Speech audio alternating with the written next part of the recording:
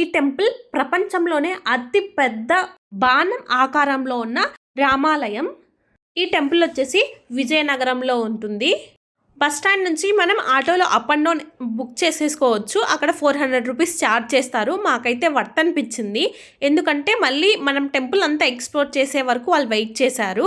So ఇక్కడ టెంపుల్లోకి entry pass ఉంటుంది. Per head 40 rupees charge చేశారు. టెంపుల్లోకి ఎంటర్ అవ్వగానే బృందావనంలోకి ఎంటర్ అయ్యామా అన్న ఫీల్ ఉంటుంది. చాలా చాలా బాగుంటుంది. గ్రీనరీ చాలా బాగుంది. ఎంట్రన్స్లోనే గణపతి టెంపుల్ ఉంటుంది. ఈ టెంపుల్ ఇలా కట్టించాలి అని ఒక రామ భక్తుడికి వచ్చిన ఐడియా అంట. 8 ఇయర్స్ బిల్డ్ చేశారంట.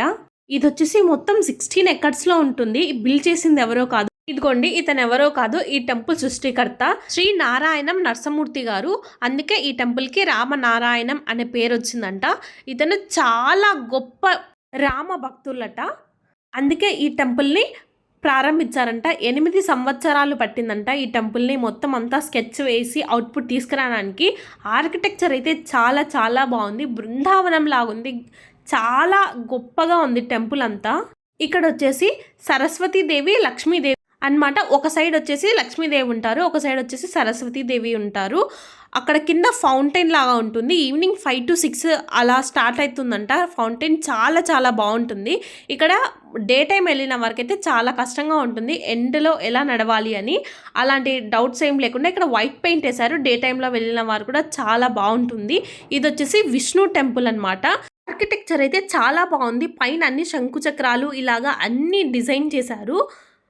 పక్కన కారిడార్స్లో కూడా ఉన్న పిట్టగోడ పైన కూడా మొత్తం డిఫరెంట్గా డిజైన్ చేశారు. విగ్రహం అయితే చాలా చాలా కలకలలాడుతుంది. విష్ణు విగ్రహం అయితే చాలా బాగున్నారు. విష్ణు పైన వచ్చేసి అన్ని సోలార్ సిస్టమ్ పెట్టారనమాట. జూపిటరు, వీనస్ ఇలాగా మొత్తం అంతా పెట్టారు. మన సోలార్ సిస్టమ్ చాలా బాగా అనిపించింది. నెక్స్ట్ ఇక్కడ వచ్చేసి రామాయణం ఫుల్గా తెలియని వాళ్ళకు కూడా క్లియర్గా తెలిసిపోతుంది.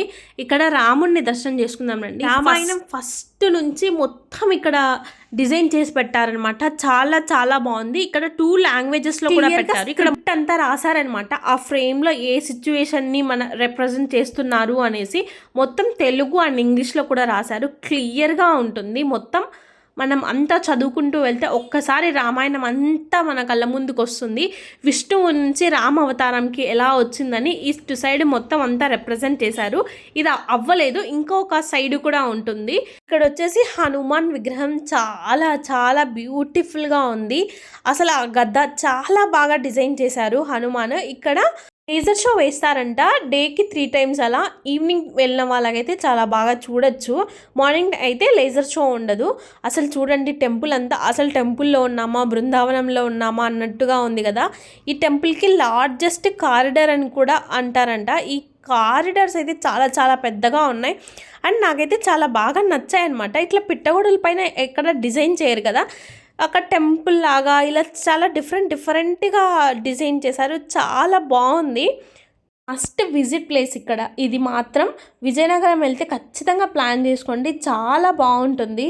నిత్య అన్నదానం కూడా ఉంటుంది. గోశాల కూడా ఉంది. చాలా బాగుంటుంది. ఇక్కడ రాముల వారిని చూద్దాము. రాముల వారి పరివారం మొత్తం ఇక్కడ చాలా బాగుంది. ఈ విగ్రహాల్లో ఏదో మ్యాజిక్ ఉంది. అసలు చాలా చాలా బ్యూటిఫుల్గా అసలు తల మెరిసిపోతుంది. పైన అన్నీ బాగా పెయింటింగ్ వేశారు దేవుళ్ళవన్నిటినీ. ఇక్కడ రామ్ పరివార్ చాలా బాగుంది. నాకు చాలా బాగా నచ్చింది. తెలియని ఏదో ఒక హ్యాపీనెస్ అనమాట. విగ్రహాలు చూడడానికి డిఫరెంట్గా ఉంది. అసలు నార్మల్ విగ్రహాల లాగా కాకుండా.